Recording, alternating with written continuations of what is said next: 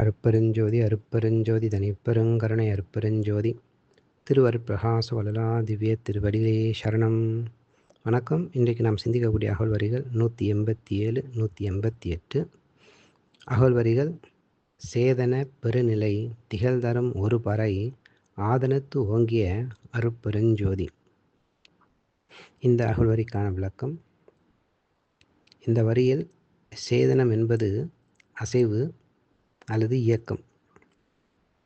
பிறத்தல், வாழ்தல், இறத்தல், மீண்டும் பிறத்தல் முதலிய இயக்கங்கள் உலகம் தோன்றிய அந்நாள் முதல் இந்நாள் வரை மட்டுமின்றி இனிவரும் நாட்களிலும் இடைவிடாது நிகழ்ந்து கொண்டே இருப்பதால் உயிரினங்கள் ஓரறிவுள்ள தாவரம் முதல் ஆறறிவுள்ள மனிதர் வரை எந்த காலத்தும் அழிவுறாது உயிரினங்கள் இருந்து கொண்டே இருக்கின்றன. உயிரினங்கள் மட்டுமா இயங்கிக் கொண்டிருக்கின்றன? உயிரற்ற ஜடப்பொருள்களாகிய உலகம் சூரியனை சுற்றி வருவதுடன் தன்னை தானேயும் சுற்றி கொள்கின்றது. கோடையில் வெயிலும், மாரிக்காலத்தில் மழையும், பனிக்காலத்தில் பனியும் தவறாது இயங்குகின்றது. உலகம் தன்னைத்தானே சுற்றுவதால் இரவு பகலும், சூரியனை சுற்றுவதால் காலங்களில் மாற்றமும் ஏற்படுகின்றன.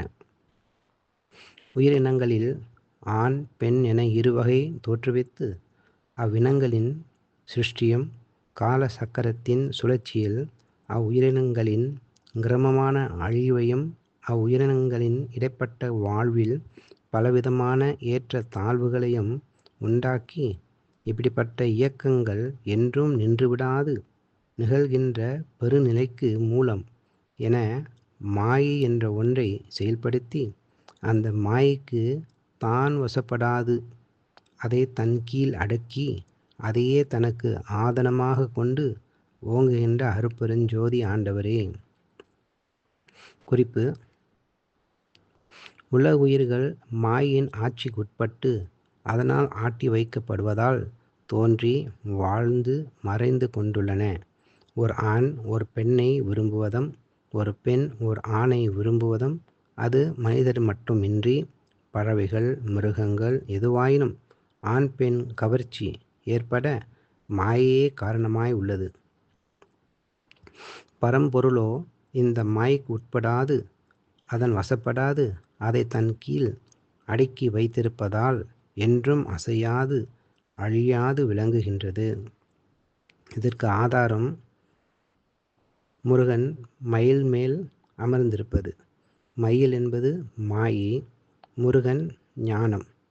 ஞானமாகிய முருகன் மாயையாகிய மயிலை தன் கீழ் அடக்கி அதனை தனது ஆசனமாக்கி கொண்டிருக்கின்றான். அதேபோல் நடராஜரோ முயலகனை தன் கீழ் மிதித்து அவன் மீது ஒரு காலை ஊன்றி நின்று கொண்டு ஐந்தொழில்களை ஏற்றுகின்றாராம். ஆதனம் என்பது இருக்கை. பரம்பொருளுக்கு மாயையே இருக்கையாம். நன்றி.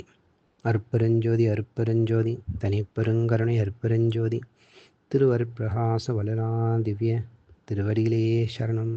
ராமலிங்கா அபயம் ராமலிங்கா அபயம் ராமலிங்கா அபயம் அபயம்.